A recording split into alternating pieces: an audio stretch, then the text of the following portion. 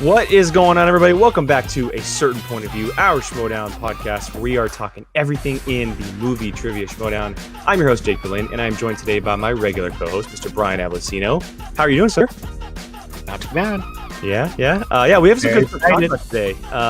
So we have a couple cool things to talk about today. The main thing is that we're running over the most recent match in the Schmoedown, and that is the IG match between Robert Parker and Ace Cabrera, the Dungeon versus Swag. But it's not our normal discussion today because we are joined by the Spider himself, Mr. Robert Parker, to talk his match. What is going on, sir? How you doing? I'm doing pretty good. Thanks so much for having me on. This is great. Of course. We're really excited to talk about this. We recently did this with Star Wars competitor Sean Sullivan. Went really well, and we felt like it was the perfect thing to talk about because we both love IG.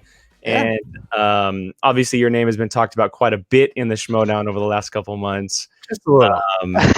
Just a little bit. For better or worse. So just like I started off with Sean, I wanted to ask you, what is it about the Schmoedown that has you so enticed by it? That's a great question. I started watching in 2016-ish, somewhere around there, season 3. And I've always loved movie trivia, like not necessarily specifically IG, just like movie trivia in general, but a lot of the movies that I've always loved that I grew up watching. I love it. I love it so much. A lot of the movies that like I was obsessed with as a kid happened to be IG movies. So those are the ones that I watched hundreds and hundreds of times that I knew really, really well. So that's kind of what got me into IG specifically, but the Schmoedown in general, I just think the concept is so great. Like, it's a sport of movie trivia. It's not a physical sport, but it's people who take the game very, very seriously, and it's super entertaining. It's something that people can obsess with. It's people that it's something that the fans really can like put themselves in those scenarios more than a traditional sport like football or basketball. Like you can't really say, oh man, what if I was like, on the Patriots or something like that in the football team, but you could say, oh man, what if I was on the Rock Stars or something like that? Like it's a little bit more in the realm of reality for the viewers, which I find to be really interesting. Maybe my mic's not on. There we go. That's great. I think that's a great reason. Definitely different from what we've heard from a lot of other competitors that are kind of in the space. You're one of the few people who have entered the league who are a true fan of the league, of the Schmoedown before everything kind of started happening. A lot of Kevin Smets, your fellow faction mate. So it's a very cool perspective. Brian, I know you had a question specifically that was related to earlier this year. Do you want to go and ask that real quick? Sure. I was curious. How surprised were you when you went in the second round that early, that high, that fast? Look, I was more shocked than anybody, and that's saying so because obviously, like fans and podcasters and other players and other managers, like everybody was shocked, but I was more shocked than anybody. I knew going into the draft because like there had been talk on SEN, which not a lot of rookies had gotten, and there have been talk in Facebook pages, which not a lot of people have gotten, and the fan leagues have a good track record as far as people have gone from the fan leagues to Schmoedown. So, I was aware of the hype. Like, I wasn't letting it go to my head or anything to my ego, but I definitely knew that it was there, and I knew certain managers were aware of me and were going to try to get me early-ish, but that early, I never would have guessed, like, ever. And especially by Kaiser as well. Like, that's you just led into my second one, which was how surprised were you that it was Kaiser in the dungeon? And Kaiser, like I made a list. I was actually, so this is kind of a funny story. I was draft weekend, I was staying with Smets. I was actually crashing at his place because I'm obviously not from LA. I travel in for these things. So I was staying with Smets, and him and me and Frank Janish went out the night before the draft for a couple of beers and for some dinner and stuff like that. And we were chatting, and I kind of ranked like which managers I would want to end up with. And my number one, who I would really, really, really want, was Kaiser, but he was very low on like my realistic list of like who would actually get. I didn't think he would draft me. His Smets. Like, why? You have the IG champion. I'm an IG specific player. Like, why would you draft me? Like, I didn't really get it. Yeah.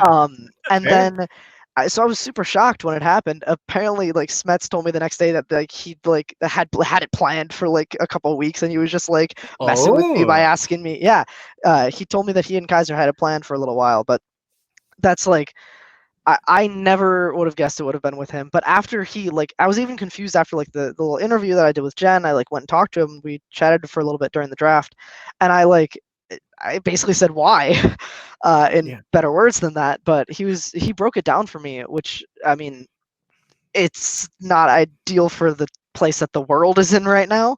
But as far as like points wise, you get a KO and IG. That's 4 points.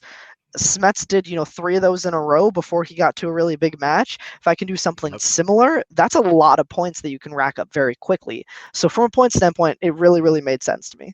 Plus, obviously, go ahead. Oh, well, I was going to say, I ramble, so interrupt me. No, you're good. You're good. No. We just said on our reaction, for the longest time, we've been wanting the dungeon to kind of pick up, right? You guys have had matches. You guys have been struggling a little bit with some of the newer players. But then as soon as your match happened and we saw the result, we thought to ourselves, we go, wait a second.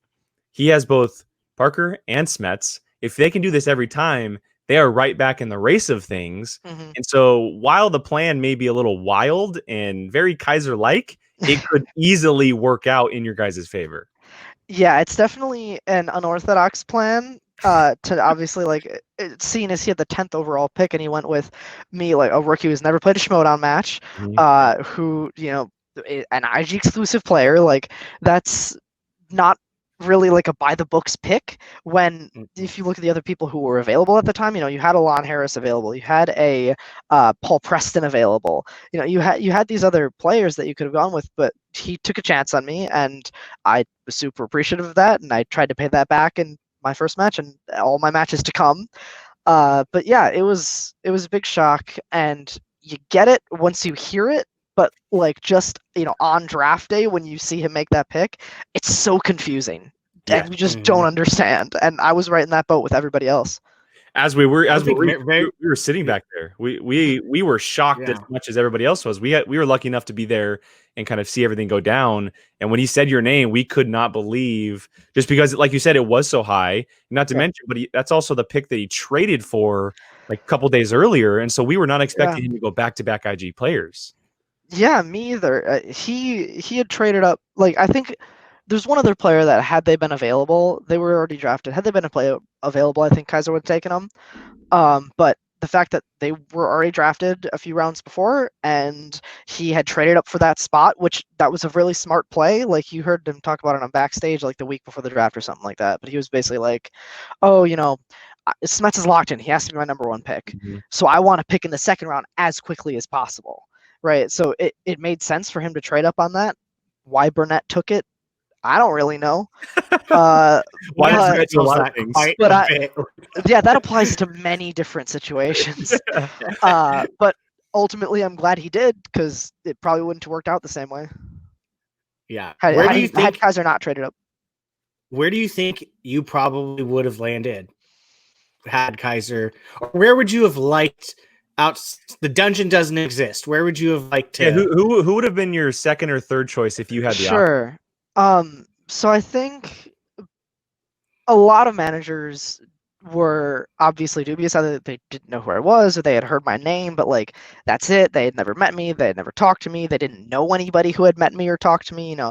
I had never met Kaiser before a draft. Oh, that's not true. I met him at Collision very briefly, but I had never really like spent time with Kaiser before draft day, but I had with Smets. So like that connection definitely helped me go to the dungeon. I think, like I said, there's a lot of managers who wouldn't have paid me any heed just because I am a rookie, IG exclusive, not in the LA area, all that stuff, and all that stuff should factor into it. I think I probably, Kaiser's my ride or die. The dungeon is like my family, but if in some hypothetical scenario I absolutely could not have ended up with them, I think I really would have liked to, and it would have been likely that I would have ended up with either Roxy or Shannon. I can see Roxy for sure. I think those are the two. Too. I think those are the two most likely. After that, I think Sam might have been likely because I knew that Rachel knew me and I had talked to Rachel before.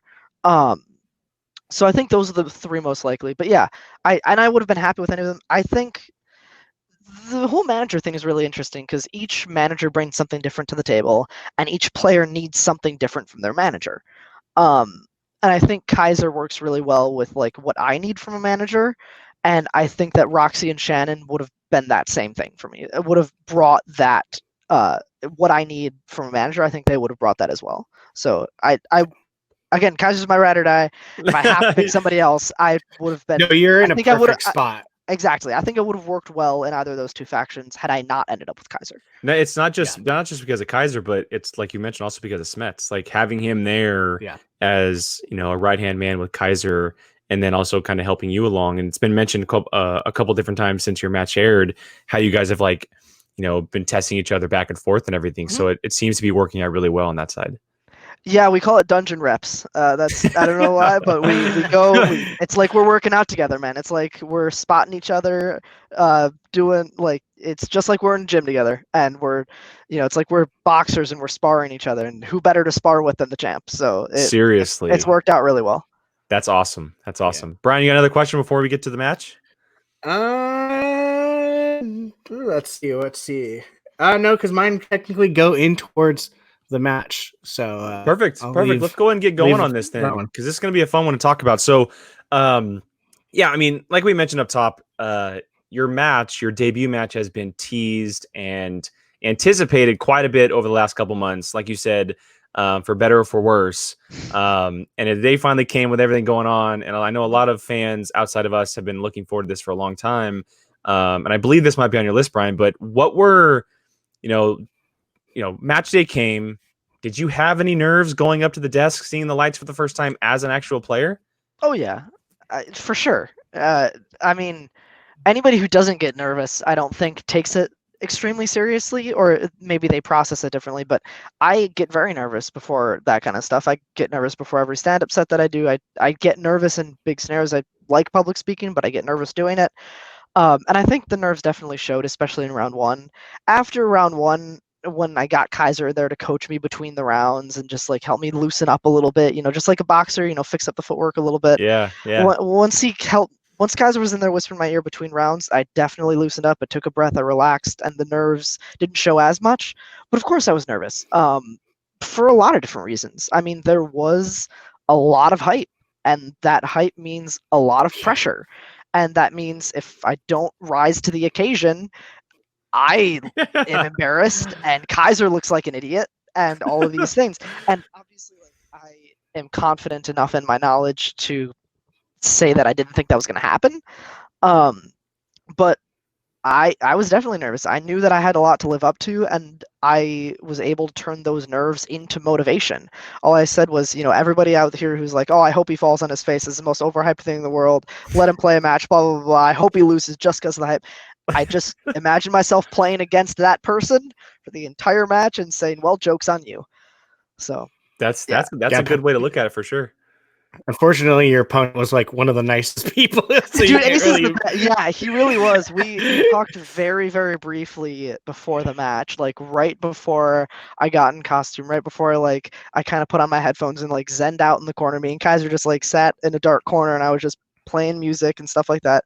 Before I really got into match mode, about maybe 45 minutes before we went on, I got to meet Ace, and he's the nicest guy in the world. Yeah. So I felt he seems like it. Yeah, he's the nicest guy in the world. We had a quick chat about Star Wars and Harry Potter. We talked about geeky stuff, and I talked to him about his show and all this stuff. So really, really nice guy. And it's definitely hard to see the people who are ragging on him for this match, because he really didn't play that bad. He just got a category that he wasn't comfortable with, or questions that are deeper than he was expecting in a category that was probably mid-tier for him. And I obviously wasn't gonna take my foot off the gas once I got Spinner's Choice and all that kind of stuff. Not mean to jump too far ahead, but no, you're good. I played how I wanted to play. Obviously, how can you say you wanted to play any better? Not to Not to be that it's guy, true. But I felt really, really good about how I played, and I felt bad that it had to come at the expense of Ace, especially seeing all the comments and stuff like that. because I think he's a really good geek mind, and I think if he's given another chance against another 0-1 competitor or another debuting competitor, I think he's going to come out and turn it around and shock a lot of people. Yeah, and I think he thought that as well, and we'll get to it. But the post interview, he basically said like, "Look, I didn't have it, and I ran into someone who actually had it today, and that's the game. That's just how it works." So, but going back to your nerves, it definitely didn't show in the first round because you went perfect. You know, you went for 11 for 11, and I got to say, man, I mean, it was definitely impressive. We can touch on it, but I wanted to ask: is there any question in there that you can think of or remember that was like, "Ooh, that was a tough pull for me"? The nerves didn't affect my gameplay. I made sure they didn't, but they definitely came across on my face a little bit. But you're right. I made sure that they didn't affect my gameplay, which I think is something that I was successful in doing. As far as the questions in round one, a few of them I had recognized from previous. Obviously, this season they're recycling questions, so a few of them I'd recognized before. One of them there actually needed to be a replacement question. It got cut, so I don't want to talk about it too much. But interesting. There was a question that was asked in a very recent match. Like very recently. So that one got recycled and actually got replaced with one that I thought was the hardest around one, which was the Spider-Verse question, the Oscar Isaac.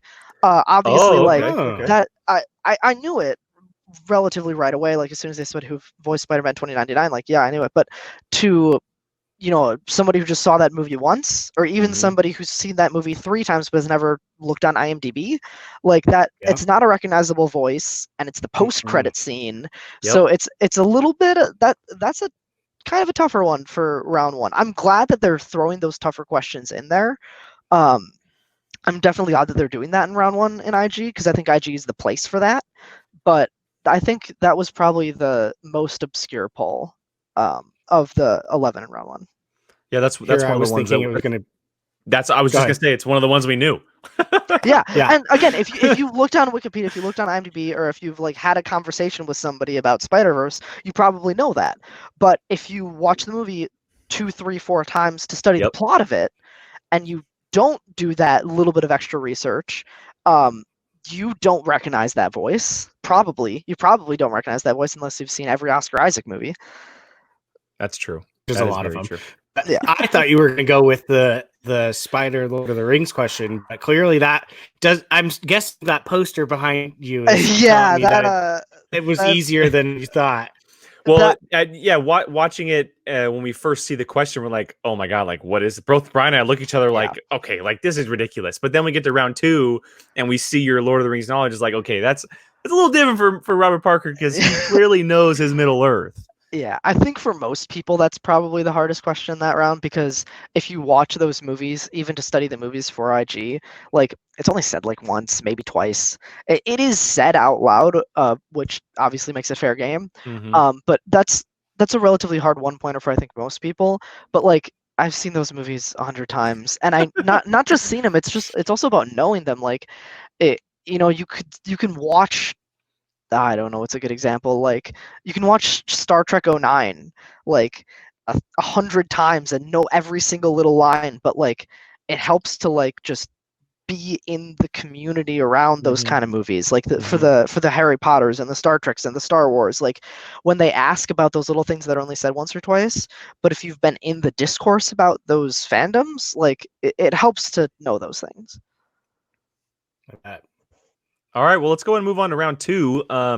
This is where it started getting a little crazy here because Ace ended up going first, and you allowed him to spin first, and so he initially spun Star Trek, which we had mentioned, and he instantly said no. He's like, no, that's not for me. And he lands on Harry Potter, and he seems like he likes the category. Unfortunately, like you had mentioned, and I think what he had said as well, he feels like he knows the category, but he just he got some questions that just totally were around everything he studied. And you ended up walking away with 4 steals in that round for 4 points, which was a huge swing, even though you're already up. Was this a moment of like clarity where you're like, okay, this is kind of in the bag, or am I not letting it off the foot pedal, or what was the thought process there? Nothing's ever in the bag for sure. Like anything can happen in the Schmoedown. We've seen it happen. We've seen people blow big leads before. It's not unheard of. So I definitely was staying focused. I was remaining under calm. I was still taking it one question at a time. Being up by that big of a lead going into my spin definitely made me feel confident. That, and there weren't really any categories that like I was afraid of, but I was confident that, no matter what category I get here, I just have to do well. I don't have to knock out of the park.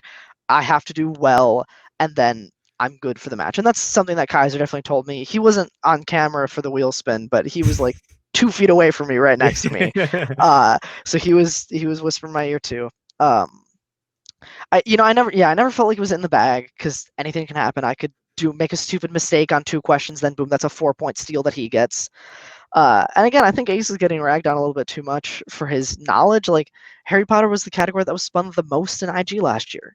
More than any other category, that was the one. So it makes sense that questions are getting deeper. And that's also something that's happening just in all of round 2s this year, is like the questions in round 2 are just all getting harder. So it makes sense that in a category that's already deep, the questions are getting harder already. So I definitely don't think like he doesn't know Harry Potter. He just didn't know those questions. But he made good gameplay decisions by going to multiple choice. He went to multiple choice on every question. Yep. Which, take it or leave it, there's certain strategies certain people adopt to versus others. But I tend to think against, like, he saw what I did in round 1, so he knows that I know Harry Potter. He even, again, it got a couple, like, after he spun it, he's like, this category pretty well, right? And I like tried to keep a straight face. Like, so he obviously knew that I knew the category. So going for 2 and then missing, that gives up even more steals. So I think strategically he played the round really well, actually. Yeah, and he had a question where he thought he knew the question, but then he ended up going to multiple choice, and he ended up picking the wrong answer in multiple choice. So the strategy for him was clearly there. It was just a matter of the questions being, like we had mentioned, around his knowledge of the category. Yeah, just outside of his wheelhouse. So you had, I believe, correct me if I'm wrong, Harry Potter and MCU as your strengths on the I didn't pick them. Oh, you okay. I was not like, so in singles and teams you hear about like, oh, I put this on the wheel or I put this on the wheel. That's not really a thing in your geekdom, at least in your first couple matches. Like, you're always going to get those 8 categories, the 8 core categories. The core Geek Team categories is what I call them. So your Star Trek, Star Wars, Marvel, MCU, DC, DCEU, Harry Potter, Middle Earth. Those are going to be on every Geekdom wheel, those 8. And then the other 4 are going to be some combination of mixed bag, heroes and villains, heroes, villains, scores and soundtracks, movie related. Like, it's just going to be some amalgamation of other categories.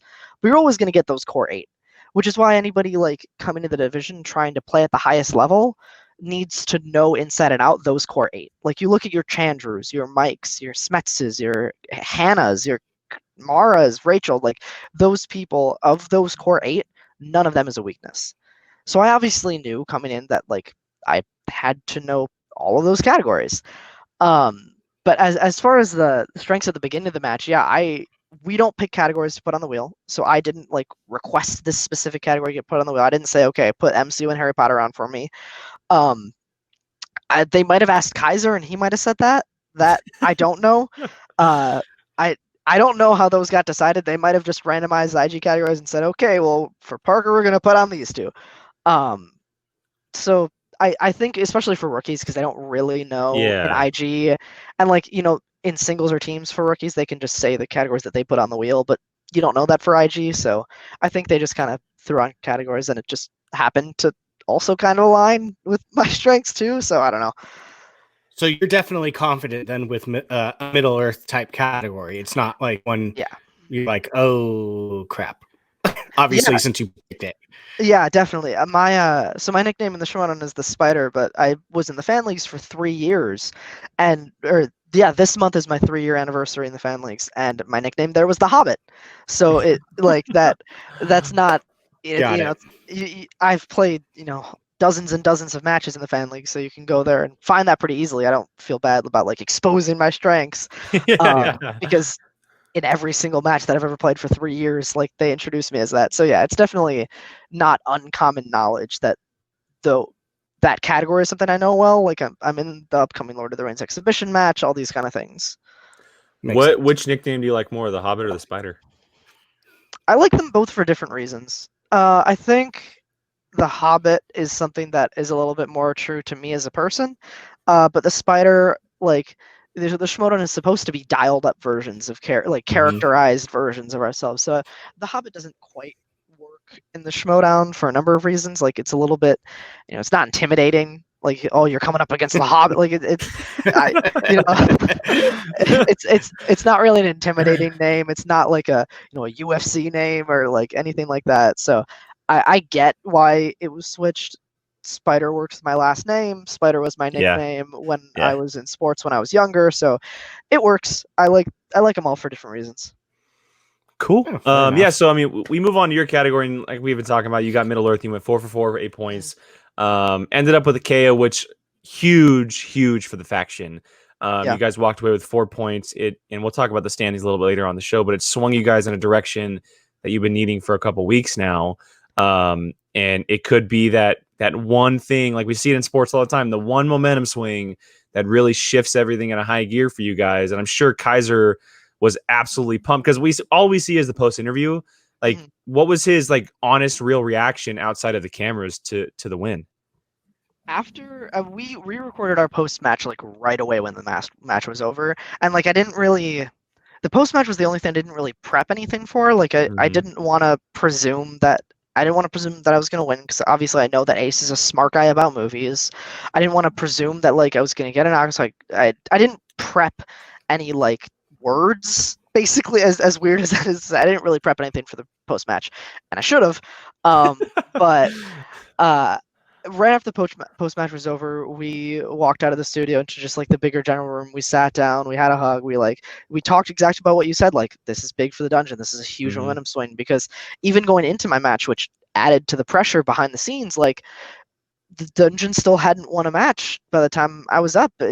Everything came out in the same release order. Like, earlier that day, we had seen Butcher Boys versus the Pride. We had seen Wit versus Sullivan. We had so I had Kaiser played 3 times that day. My match was the last of the day, and he was, I couldn't let him go over 3. So it definitely was. You could feel that momentum swing in the moment for the dungeon as well. As soon as the match was over, it was okay. This isn't, don't count Kaiser out quite yet, because this ace up his sleeve kind of thing, this whole crazy scheme of drafting and Robert, like it could work. So that was definitely, it was felt in the moment for sure. Definitely, because for me, when we did the match, I had said, if they don't win this, it's the dungeon's in deep crap. Like they don't have much to look forward to. Yeah. But then directly afterwards, when you win and we see those 4 points and then realize, holy cow, you can do that. Smets can do that.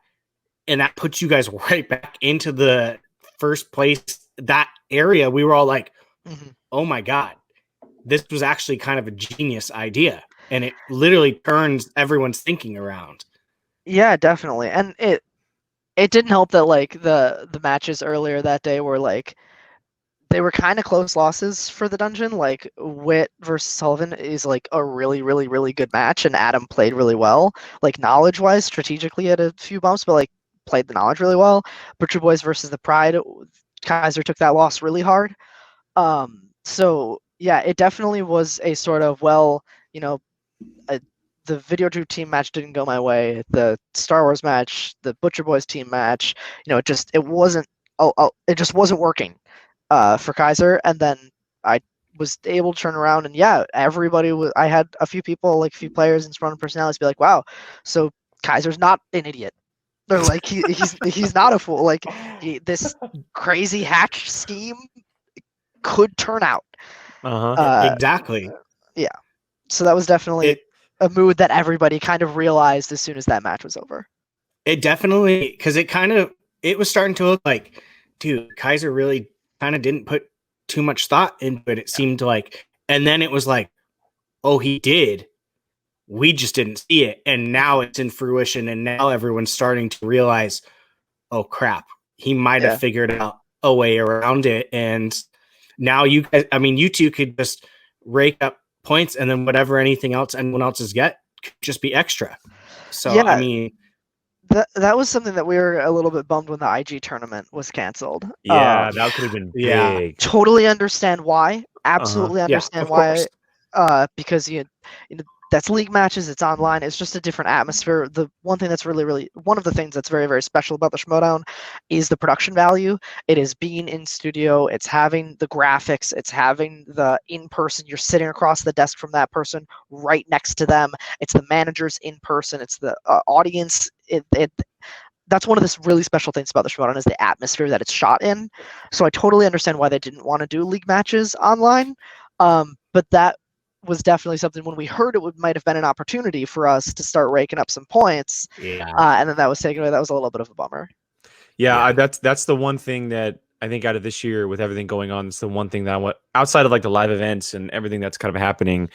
Because the last time we had an IG tournament was the incredible run by Mara and that match with Rachel Cushing and everything that happened inside that tourney. I mean, we could have gotten something like that all over again. Yeah, and Mike's running that tourney too. People forget that the 2018 Intergeekdom tournament is like kind of a wild time for the Schmoedown. Yes. Like arguably, like I think Smets is in the conversation now after Spectacular, but like arguably the 3 greatest IG players of all time, or at least 3 of the top 4. I think. Yes. I think guaranteed 3 of the top 4 Intergeekdom players of all time.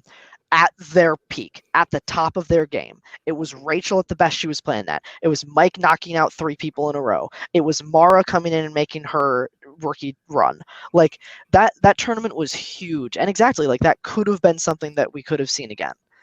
But again, I totally understand it. It just, that's something that we could have seen happen again for this division, which I don't think that division gets enough of a spotlight, enough credit, but it is what it is, and the world has gone crazy, and I think actually Christian and the Schmoedown in general have done a really good job of handling it with like the extensions that are starting to come out. Like I think they pivoted in a way that's going to work. Yeah, I definitely agree with you, and we have mentioned a couple times on the show is that 2020, you know, for the Schmoedown, a lot of it's heavy Star Wars and Intergeekdom because the divisions are on the rise. They're, you know, singles and teams are, you know, the flagship ones, and they have been for years. But with the amount of players like you and Smets last year, and you know Sean Sullivan in the Star Wars division, and you know Laura Kelly in her run last year, and all these people are coming up in these divisions that are not just regular movie trivia. We could see, you know, after this year and kind of how everything is going, we could see a regular yearly thing for an IG tournament, or maybe Star Wars becomes so big that they find a way to do something like that in that division as well. And I think it'd be great because we've seen it be successful in the past. And maybe with everything going on now, it's kind of like an eye-opening decision of fans, you know, wanting it, and Christian maybe just thinking like, you know, maybe this is something we need to do on a yearly basis, because IG in our minds, to us, is arguably just as big as singular teams, because a lot of the internet community, they're geeky, and that's kind of what they like. And getting more of that and having more people compete at it is just going to, you know, add more to be like, yeah, we do need a tournament every year.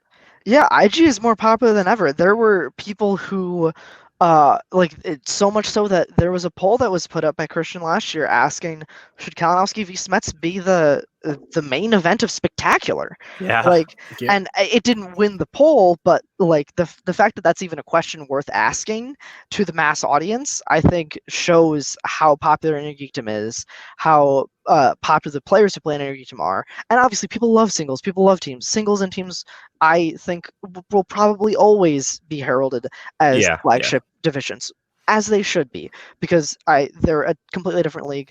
But Intergeekdom, I definitely think it is coming for Intergeekdom and Star Wars to really like have a bigger spotlight than they have been, especially this season, the new era, like especially with the whole manager thing. You know, there was a lot of talk around the draft of when do you start picking a Star Wars or an Intergeekdom player? They count for more points. Who has guaranteed matches already? All that kind of talk. I think that really, you know, I'm all for sparking more talk around Intergeekdom and Star Wars.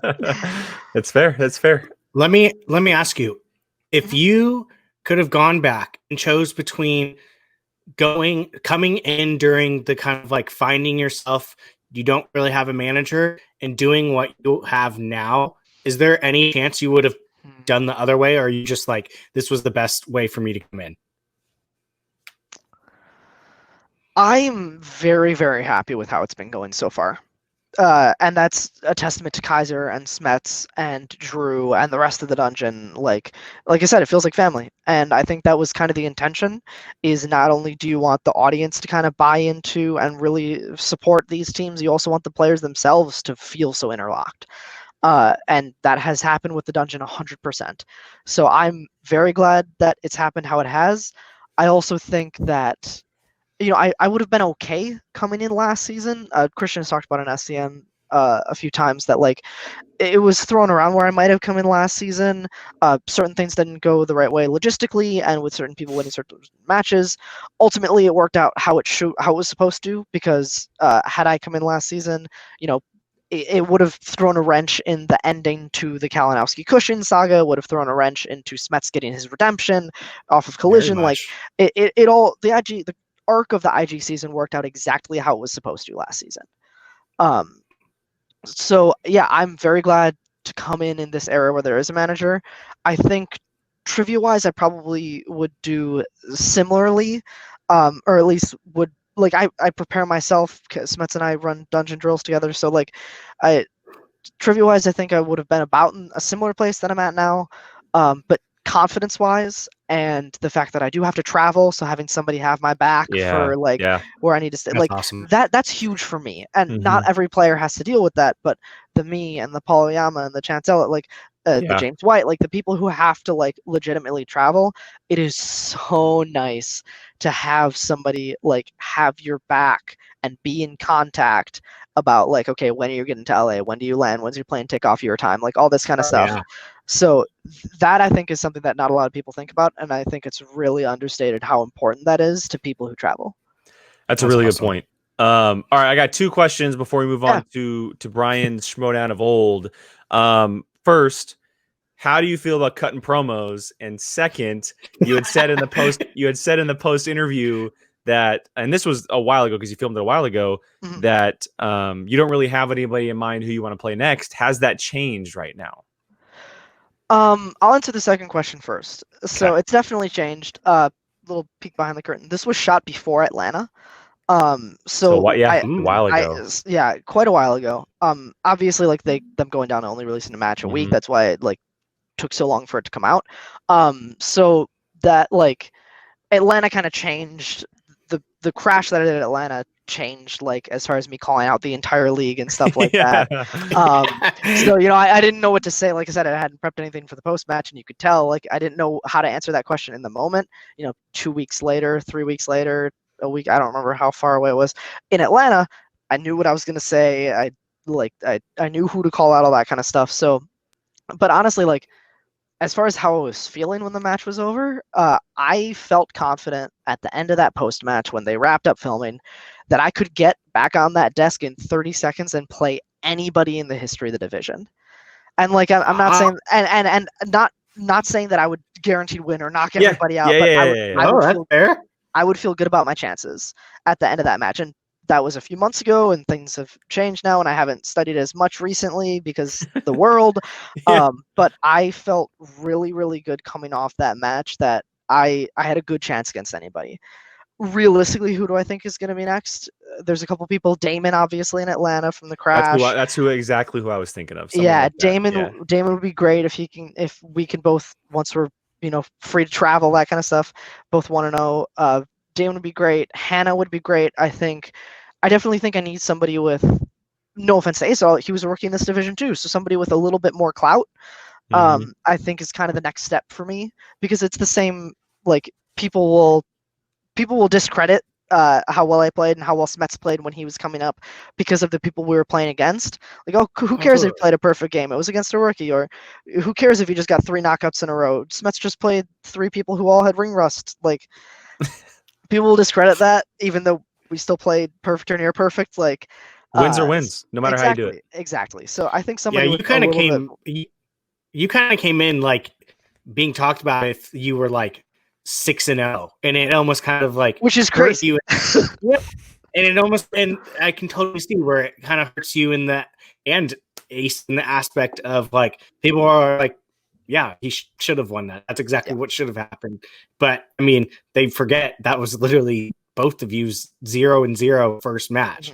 So it kind of sucks in a way because you kind of don't get that like come up of like a normal, because you're already like, people are like, he's 10-0 basically in mind. Exactly. Like Smets came in and like he had already, by the time his first match aired, Christian had already like picked him as his rookie to watch and that kind of thing. But like people didn't know him. Like people didn't hear about him until like after his first match, and he only missed one question. Like, oh my, what a monster! And then his next two matches, both still knockouts against people who had played the division before. Monster. Like he kind of built up that aura around himself. Where he, gained those followers because he was so crazy good. I had a very different scenario. Like gameplay wise, we had a very similar story, but like I came in with 3 years of experience playing a game that's not the same as the Schmoedown, but it's something similar. The format is similar. It's not the same. The questions are similar. They're not the same. So, but that's still experience. And then also the draft, the high pick, and the crazy Kaiser thing. Like I definitely came in with a different level of pressure than like a Smets did, but that really drove me to do well. So yeah, and I'm ready to take on anybody. I think that likely it'll be somebody who is a little bit more well regarded than another rookie or like an 0-1 player or something like that. And then what was the first question? Oh, the pre-match promos. Yeah. So promos. It's interesting. I think the promo that was edited, the fully edited promo package for my match against Ace was spectacular. Nerd Chronic like killing it on the editing. The whole so like good. Exactly. Like bringing in the very start of the season with Christian like announcing that I'm going to be in the league, up through the draft, it cuts over to Winston, cuts back to us, like really really well edited, well filmed, like got me hyped for the match. I'm like, "Oh man, who's going to win?" Like I'd known for 2 months. But as far as like what I was saying, like we tried a lot of different stuff in the promo. Kaiser is the best as far as like he's literally the best promo person. He is. He has stuff prepped. Bar none. Yes, I completely agree. He's the best mouthpiece in the league. Over Dagnino, over Knapsack, like over. I don't know. Kate puts some money out there. Kate puts some money out there. There's a lot. I feel like just this stuff though. She doesn't. She's not. There are exactly. There's a lot of great promo cutters in the Schmoedown. I think Kaiser's the best. So I was able to play off him a little bit. They cut some stuff. They left in some stuff as far as the promos. I felt good, walking out of the promo room that day. I felt good about what I had said, what I had did. A decent amount of it was cut, but a decent amount of Aces and Winstons was cut. That happens in the editing process. So ultimately coming out, I felt more confident than I was going in, because that's never really been my strong suit. Like I enjoy public speaking. I enjoy like, kind of getting in character and trash talking, but that's not like my A game. So yeah, I still have a lot of improvement to make in that aspect, and that's something that Kaiser and I are working a lot on. That's something that the nerves didn't help a lot, but ultimately I feel better now than I did. I imagine that helped with when you cut in Atlanta, right? Because Atlanta was after. Yes. Yeah, absolutely. Which like weirdly, like the few weeks before the match dropped, like obviously we had already known what was going to happen. So I was obviously feeling pressure. I was feeling nerves. I was feeling like the hype a little bit going into my match, but the amount of hype and like talk like doubled after Atlanta. Like from the month of March, there was just so much more hype, and I was like, "Oh my god, I'm so glad I've already played." I'm so glad that now there's all this, like, now that Atlanta has happened, I'm so glad that I'll have already shot this, so that like I don't have to now 3 weeks after Atlanta now go into my debut. Like but yeah, already having cut a promo, Atlanta definitely helped. Kaiser wasn't there in Atlanta, but him and I were talking a lot once we found out that I was going to be crashing. Me and Smets were talking a lot once we found out I was going to be crashing. So yeah, Atlanta was a fun time. It was interesting because I like ran down the side and like you saw it at the pro. I leapt onto the stage. Like that was a lot of fun, and just kind of being up there in front of the crowd was a lot of fun. So yeah, Atlanta was a good time. All right, let's go ahead and get to Brian's quick review of these old reaction or these old matches. Excuse me. This has been really fun for me because I've been watching from the very beginning, and these are a lot of matches I haven't seen in years. He just watched the Blue Fairy match last week, which was awesome. Wow. Nice. And so, Brian, what are the matches you checked out this past week, man? So I just started season 2. So for me, this is teams. This is the introduction of teams. Nice. I didn't know that. I thought just eventually they would both be doing both. But it's literally, this is the team season. So my first one was Team Jedi versus Team Newbie, which was Miri and Sasha versus Ken and Mike Block. Yeah, Miri and Sasha. I forgot about that. Yeah. Yeah. And God, that was the loudest match I've ever. That's all Sasha. Sasha is like the loudest person on the planet Earth. Yeah, and she was she was around in the. Sorry, I mean she was around in like the Schmoedown community. Yeah, she was around in that community. She was a big personality in that sphere at that time. So her debut was like really hyped up. Mm-hmm. And teaming with Miri too. Miri is one of the more popular people to ever be a part of Schmoedown. She was the producer at the time. Being on AMC and then Schmoedown, so them together was awesome. Yeah, so that one shockingly went to overtime because they at the very end caught up to on their last question. Ken and them went off a zero bet, and they went full, and then it tied them, and then went to overtime. And they beat them off some point score. And they won off of, let me see if either of you know the answer to this. How many brothers in Saving Private Ryan does Private Ryan have? 2. No, 3. Oh, I don't know. Yeah, 3. 3. And so the girls just threw out 3, and then they threw out 4, and the old days where risking in the Schmoedown really didn't matter. Yeah, the format it's crazy to like. It's so interesting to talk to somebody who's looking at those matches for the first time because the format was so different. Yes. Like I said, I started watching. Wild. It's crazy. Even 2016, like until they really hit like 2017, kicking off the 2017 season with everybody using whiteboards in round 1. Yep. And I love some of those 2016 matches, and I love some of those early matches as well. But like seeing the format evolve is so interesting because it really is. Yeah, because even in like 2016, where you're like, okay, you get 3 questions, you get 3 questions, you get 3, like, it's just so different.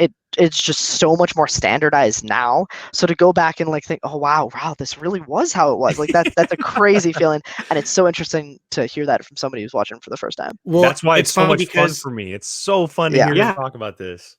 Well, and it's funny because this was the first match that they sat at the table and not the couch, and I was like, oh, things are completely different now. So yeah.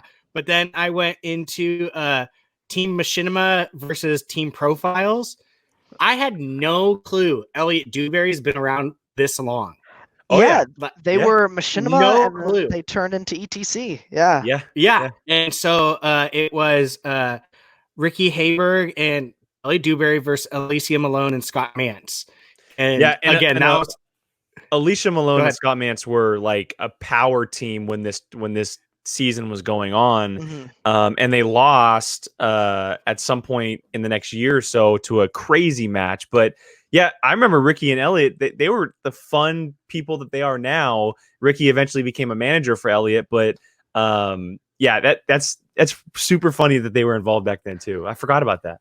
If I'm remembering the match right, this is also the one where like I think Alicia and Scott do lose this match, and I think it's because of the format. I think they lose out. Is it this match? They lose because Scott Mance can't do math.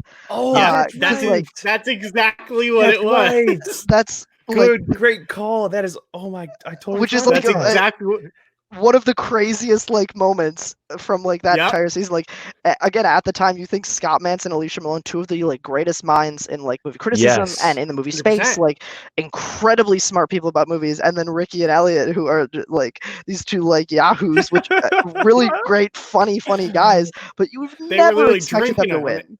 Yeah, exactly. Wow, I can't believe it forever. That's awesome. Yeah, Christian Lilly was on him. You ruined half the brackets, at least, if not all of them, because of this match. 100%. Yeah.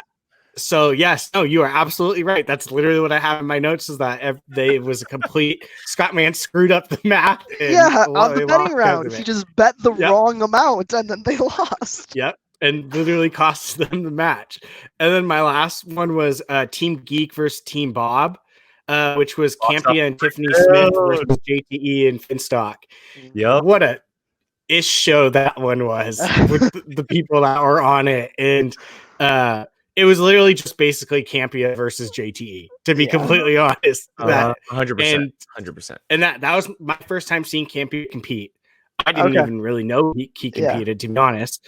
And like I said, those two carried it, and then Team Bob won off that final question. So JTE just went around right in front of the camera the whole entire time. Campia is pissed off, and Campia, you'll see it later on, Brian. But Campia took place when the Schmoedown revamped into like the studio version, like league that it is now. He was the first match against Dan Murrell.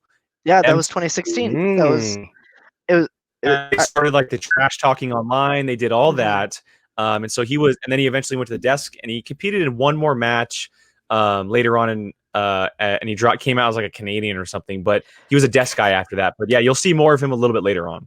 Yeah, he sprinkled in season. He has that season 3 match against Dan, and then he sprinkled in season 4 a little bit. Like he plays one IG match, he plays like a couple Star Wars matches, he plays a teams match here and there. Like he has a couple more, but like this is definitely he's definitely not one of the ones who like sticks around competing for too long. Yeah, I think he's always been a little bit more favorable to the desk. He likes announcing more so than playing. Yeah. But yeah, Team Bob. Yeah, it was Team Box Office Breakdown. Yeah, it's awesome. They're so fun together. That tournament is Finstock. Yeah, at the end, Finstock's walking around like this, like and Christian's literally yelling and going, "You did absolutely nothing. Get out of the camera!" Yeah. Like it was pretty funny. Not gonna lie. It's exactly why. So when it revamped, this is the reason why Finstock became a manager, not a player, because he can see what he can do as a manager. You know, he played a little bit later on, but he's so much more suited as a manager than he is a player. Yeah. Not to mention Tiffany Smith did her little proposal to him with the ring pop. Oh, that was that episode? Yeah, where she reversed it on him and he's like, "I'll say yes to anything you have to ask me." So yes. Like that's awesome. That's awesome. But yeah, that was my 3 that I watched. Yeah, great recap this week. Those are 3 awesome matches. A lot of good memories for those. But before we get out of here, let's go ahead and run through these standings real quick. Not a lot of change, but obviously because Robert's win, there has been quite a big of a jump this week. There is a jump. We finally have a little bit of a change. Finstock Exchange still at first place with 16 points. The Den is currently in second with 10. Swag is sitting in third with 7. And we have the Burning Droogs at 4, the Usual Suspects at 5, and 6 is the Rockstars with 4 points. There's a 3-way for 4 points right there. And excuse me, let me just change that because 7 is the Dungeon with also 4 points off of this last win. Sitting in 8th is Corky Mercs with 3, and Corruption is in last place at 9 with 2 points. So we have 4th through 7th place, all with 4 points. Yeah, it's big. Obviously, we talked about it beforehand, but IG and Star Wars are the Achilles heel of this league right now, as far as points go, with the standings and everything. And when you walk away with a KO, not just even a TKO, really, either or, it's going to jump you up the standings. In a case like this for you guys, huge victory, and applause all around for taking that in your own hands for a little bit and getting you guys on the board. Thank you. Yeah, the stats are really interesting because everybody said it was so early in the season, but now it's not so early in the season. Yeah. But the points are still relatively close. Like Finstock Exchange is a little bit ahead of the pack, but honestly, 2 and 3 through 7 are 2 matches apart from each other. Yep. Yeah. If depending when this all starts up again, once they start shooting new matches again, a little bit of luck in one faction's way as far as matchmaking, as far as decisions in a match, it's still kind of anyone's game. It really is. Like we were saying, off of Kaiser's, you and Smets, you two each win 2 the way you just did. You're literally tied in first place. Yeah, I mean that simple. Yeah. I mean, Finstock Exchange has to start losing, exactly, which is not something that they're great at. But if they start each other, that becomes a different issue. Yeah, absolutely. It's also really interesting to like see what players have like 1 points for their teams. Like if you look at the draft, like I just think this is something fun to think about. Is like if you look at like Quirky Mercs, for example, their top 3 draft picks haven't gotten them any points. No. Like Bibiani and Brendan Meyer haven't scored points in the first 4 months of this season, which is kind of crazy. Like they haven't had a lot of matches, but still. But you know where their points are from? The real rejects. Like that. That's just so weird. Or like you look at Rockstars, like their top 2 draft picks haven't earned any points this season. But you know who has? Like Alex Damon, their 3rd round draft pick in a live event, like in a definitive way. I just think it's interesting. In Star Wars. Exactly. It's really interesting to see who has kind of who on each team has kind of started to get those points from the matches that they played in. Yeah, and we've seen a lot of newer rookies or even sophomores play early on the season, which rightfully so. But it's going to be interesting over the next couple of weeks because a lot of the matches that are coming up are spread out pretty evenly throughout the factions. And you guys have one coming up with Eric Zipper. Has a chance of getting you guys some points up against Stacey Howard. But you just mentioned the Real Rejects because they won. They're playing again right after that. So they have a chance of getting their faction some more points. So it's going to be very interesting to see over the next month or so or the next couple of weeks before we run out of matches, unfortunately, what happens with these points. So. Brian, any final thoughts before we get out of here? No, I'm so excited for these exhibition matches and to see how that works with everything, because I think it's a genius way to keep going, and we get to see you do Lord of the Rings, and I'm excited for what's coming. Talk about that. Have you filmed that yet? Or can you even say? Maybe. I don't know if I can say. Maybe. I'll ask this. How much are you looking forward to actually doing a full-on Lord of the Rings one? I'm very much looking forward to this, especially because of the people who are involved. Like I think all the exhibitions, honestly, like as far as who's playing them, almost all of them are like really, really good cards. Like you look at the one that's coming up soon, like the champ versus champ one. Like that's going to be a great match. That's going to be awesome. Yeah, like not only the categories that these people are playing in, but who they got to play in each of them, I think is fantastic. I'm really looking forward to it. I showed a little bit of what I could do in my match, but I'm excited to get even more questions and against people who also know their stuff. Smets, obviously, like anything IG is his. So I'm excited to see how he does in that match. Him and I have been running dungeon drills, doing our reps to each other, trying to get a drill shirt now. Exactly, right. Be a t-shirt. That's good. Our goal. That's Kaiser coined that term, doing the dungeon drills at the dungeon reps. So we've been helping train each other for that match because we want to be the last 2. We want to be going at it. We want it to sort of foreshadow should we eventually play an Inner Geekdom. Smart. And I think Ben Goddard is an underrated Lord of the Rings mind. He didn't do that great when he got the category in his singles debut. I was a little skeptical. He put it on the wheel and then he got 5 out of 8 points in it. Yeah. And that's with singles level questions. So I was a little bit skeptical. But I do think he knows his stuff. And I think Alex Damon is a really underrated Middle Earth mind as well. I think people know him as the Star Wars guy, but I think he's going to be good in that category as well. So I'm very much excited to see how it all goes down. Yeah, that'll be interesting. And if I might be wrong on this, but are you doing the MCU one or no? I'm not, but I think the card for that. Oh, I don't remember. It's the card is stacked from what I remember. I think it's like Jay Washington, Sean Gerber. I should just pull the video up. I can't remember the other 2. But yeah, no, it's a good card. It's people who know their stuff in MCU. I'm not personally playing in it, but yeah, I think the dungeon is actually in quite a few of these exhibitions. Kaiser's playing Dagnino. Smets and I are both in Lord of the Rings one. Smets is in the Champ one. Yeah. So there, Smets is in the Back to the Future one. The dungeon is represented pretty well in a lot of these exhibitions. So I'm excited to see. Like, it may not be for faction points, but for bragging rights to see how well the dungeon can do in some of these exhibitions. I thought I would have to pay to watch a Kaiser versus Dagnino type match. Yeah, and that's going to be a fun one. Woo, I cannot wait for that one. The MCU is Jay Washington, Eric Zipper. Zipper, it's Winston and then Sean Gerber. Yeah, there we go. Okay, so those 4. Yeah.